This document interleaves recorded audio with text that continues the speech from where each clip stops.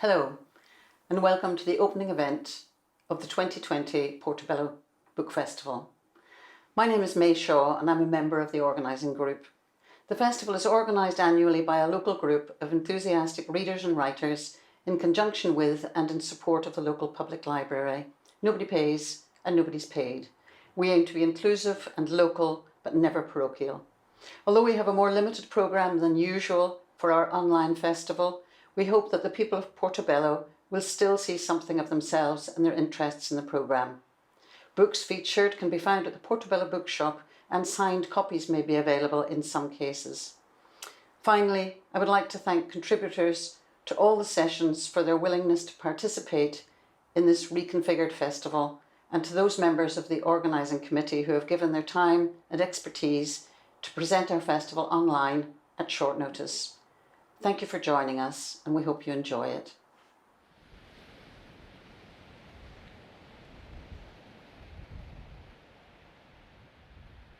I'm Archie Foley, and I'm here today to introduce our new book, co-edited with Peter E. Ross, More Footprints in the Sand, which is a collection of local history articles from the Portobello Reporter.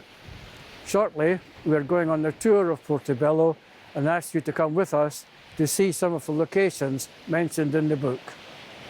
This community garden was created for Edinburgh Council on the site of a derelict children's paddling pool and makes a perfect setting for the striking ornamental codestone pillars, which originally stood in the back garden of Argyle House in Hope Lane in Portobello until they were moved in 1989 and put into storage by Edinburgh Council. How they got to Portobello in the first place, nobody really knows, but there are clues. The detail here shows a lion grasping a flower, and there are more flowers up above there. And on this pillar we have the fleur-de-lis, or Prince of Wales feathers as they're sometimes called. These give clues, and the article in the book on page 75 gives you some idea as where they might have been before they came to Portobello in the late 19th century.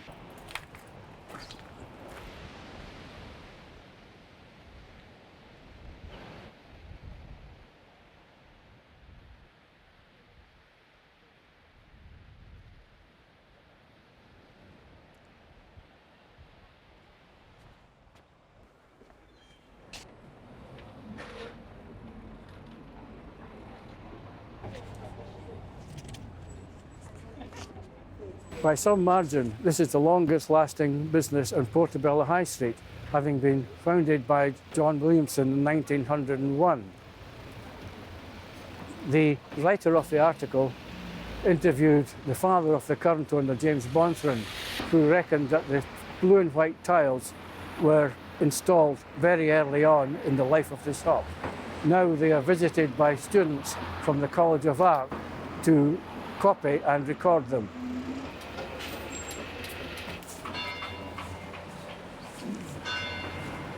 It pays to lift your eyes sometimes when walking the streets of Portobello. It can be rewarding. High up in the turret of this building on the corner with Pipe Street, you can see two carved symbols. On the front of the building are carved initials. The handshake shows cooperation, the beehive stands for industry, and the initials are those of the Portobello Cooperative Society Limited.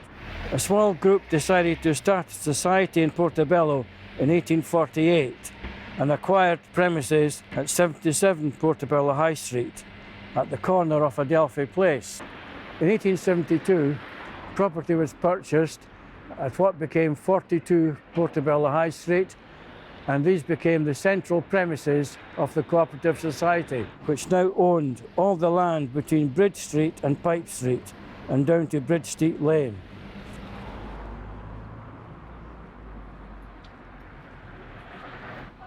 This is a building in Bridge Street where Harry Lauder said he was born. But you've got to visualise it as two dwellings, number 3 and number 5 Bridge Street. Lauder claimed that he was born in number 3, which was the home of his wife's parents, and actually had his photograph taken in 1928 standing at the door of that house. But this has always been hotly disputed by some citizens of Portobello. You'll have to read the article in the book to see if that dispute has been settled. As we leave Lauder Cottage, you notice that the Frigate Burn flows right behind it. And as we follow it down to the sea, we're actually walking into the industrial heart of Portobello.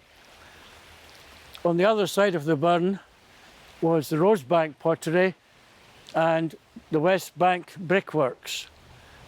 And we're now on our way to the site of Buchan's pottery. We're now moving into where Buchan's pottery used to stand. It was founded in 1872 and expanded to occupy 1.5 acres of ground on the site of what used to be the old harbour. But now all you can see of this is the 2 bottle kilns. The 1909 kiln in front of us was restored and rebuilt, and an article in the book celebrates the gala reopening of the kiln. Unfortunately, the 1906 kiln close by has had its restoration postponed until the financial situation improves.